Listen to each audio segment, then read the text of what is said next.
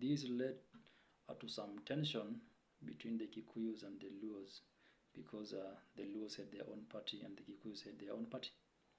So it led to a cleft, actually a cleft or a gap between the two tribes.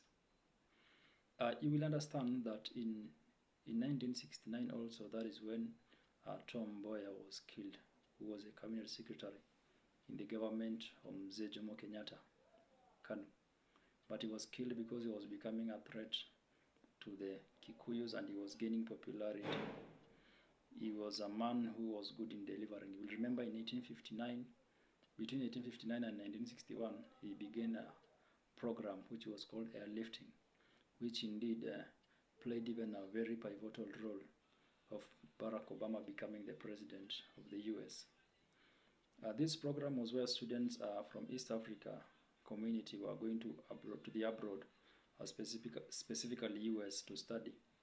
And you will see that the father of Barack Obama was taken there in the cohort of 1960, where he was taken to Hawaii University, Honolulu. That is where he met Anne Dunhall. And by 1961, they already gave birth to Obama. So let us come back to Kenya.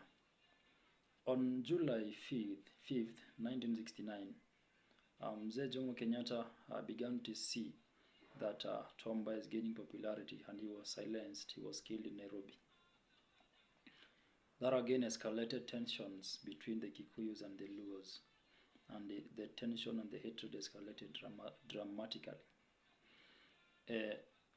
Again, you remember it was actually on 25th of October 1969 when the president was going to launch a project in Nyanza, Kisumu.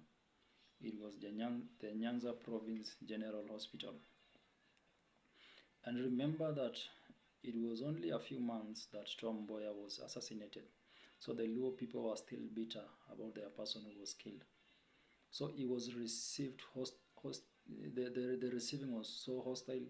People were heckling and chanting. There were placards and chants everywhere, blaming the government of Mzee Jomo Kenyatta. Mzee Jomo Kenyatta perceived this as a plan by Oginga Odinga to disrupt the meeting. And because Odinga was present, Mzee Jomo Kenyatta lashed out publicly and said that Oginga was a traitor and he was a communist. Oginga reportedly defended himself, and there was exchange of words between Oginga and Mzee Jaramogi Oginga. This led to the security